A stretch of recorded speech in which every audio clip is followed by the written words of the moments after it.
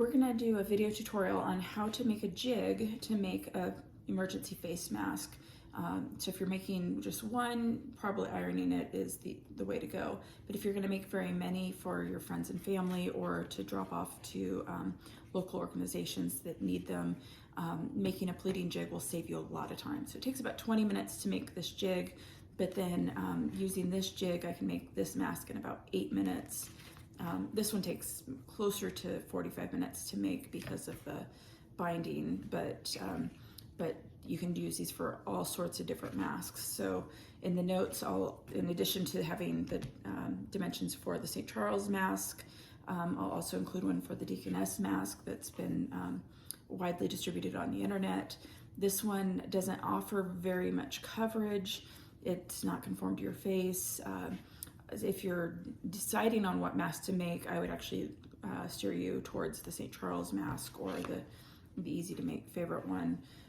This one has elastic like this, but hospitals cannot use those because of latex allergies. So they want the binding or bias tape.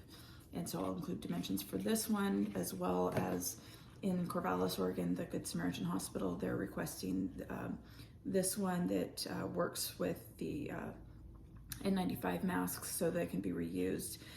This is a really complicated design, but the pleating jig definitely helps with that, and I'll include the dimensions for that one as well in the notes. So to see all the dimensions for this and the instructions in the upper right-hand corner when you're looking at the title of this video, you can click the arrow and that'll have the drop-down menu. So this mask, both of these masks have a pocket so you can put in a filter or a disposable mask in there to extend the life.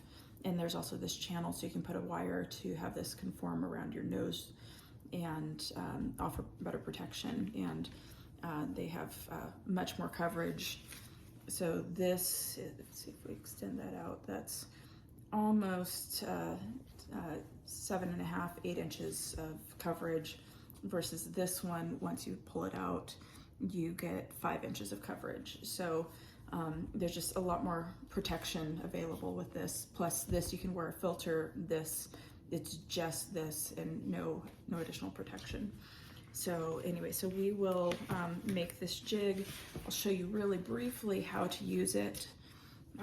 This is the St. Charles pattern. So we've sewn ahead with this piece of fabric just along the one seam. Lay that in there. I write in the instructions, seam goes here, pattern face up. So we put this in.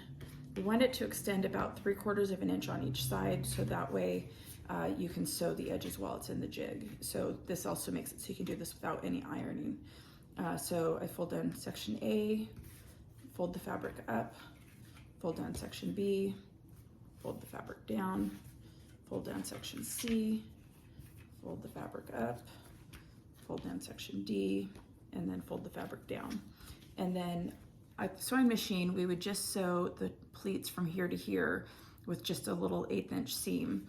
And then again, do the same thing on this side. And then there's one additional piece that we do the same thing on. And so then when you pull this out, after you've sewn the edges, you have some nice pleats put in there. I'll show. So the pleats look like this. And so I made this without any ironing, and you get some nice straight lines, and it just makes it a lot faster than having to go iron every step. So we're gonna start with 5 pieces of cardboard. This is just from like a cereal box or cracker box or other thin piece of cardboard. If you use thicker cardboard, the dimensions would be different. And so these are all 6 inches wide. This one is 4 inches tall. These two are both 2 inches tall, and these two are both 3 inches tall. So I slightly modified the St. Charles pattern just to make it so that would be a little bit easier to do.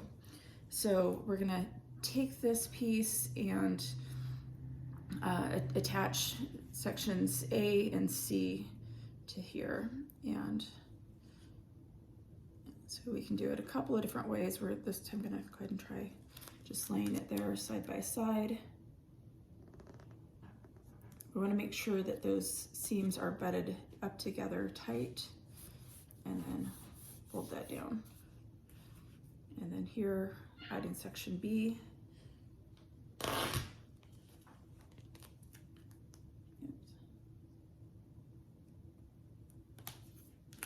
And we want to make sure these seams are super tight.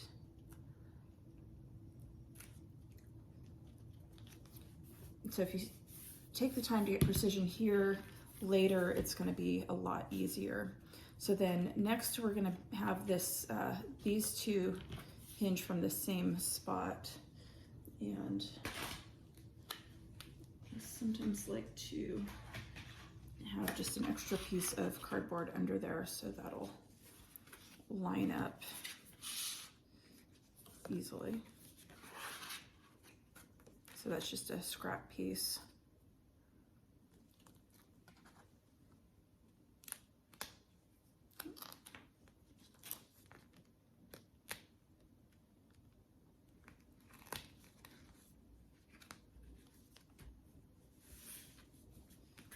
So we have the A and C pieces folded together, and then now we're going to attach the D piece to the B piece here and lay that out. I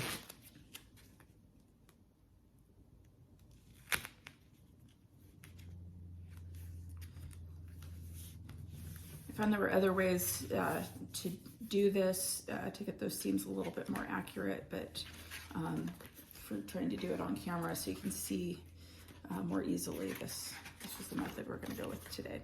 So then we don't want these to come undone at these hinges, so we're going to add some tape to the outside here.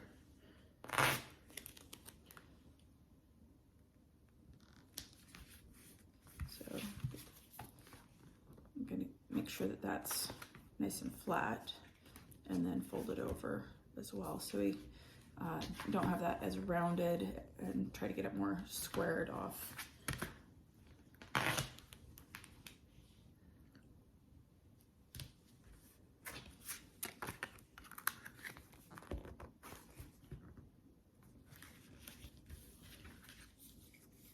And then be sure to trim off any of these extra little bits here.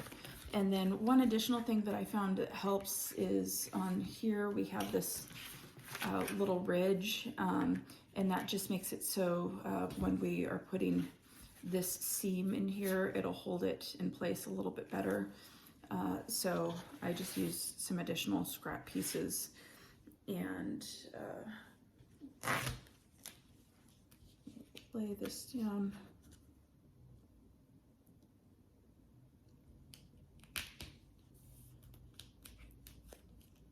And just to help eyeball it, I'll kind of use that piece so we can try to keep it a little ways from the edge. So we want roughly 1/4 inch. That was a piece I cut off earlier that was 1/4 inch. And so then we're gonna double that up. Oops, don't want to quite down that far. And put it directly under that piece. And so that will get us just a little bit extra lip. So then now this piece fits right in here, and that lip will hold it in place a little bit better. And so again, fold down piece A, fold down piece B, fold down piece C, and then D. And then for this pattern, we do want it to actually stick out about 1/4 inch below the edge, because there is later going to be a seam here. So now we just go to the sewing machine, sew this edge, and then when we have two of them put together, there's a whole video, you can do that yourself, but that's how you do use the template, that's how you make the template, and then you can end up with your masks. And do your research. Every day there's new information out on what the proper protocol is. Initially they said one thing, and then they're saying now we should all wear a mask anytime we go out in public places. So we need to try to get masks on everyone if possible.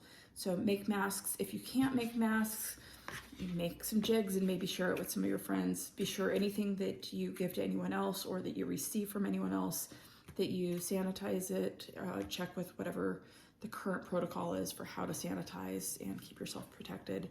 In local groups, they can also use additional fabric. They can use this elastic. This 1/8" elastic is more rare than toilet paper these days. So if you have any of this, get it in the hands of someone who can put it to use. Make sure they sanitize it before they use it, because we just don't want to be handling things that other people have handled. So anyway, good luck. Keep up with current protocol, and happy sewing.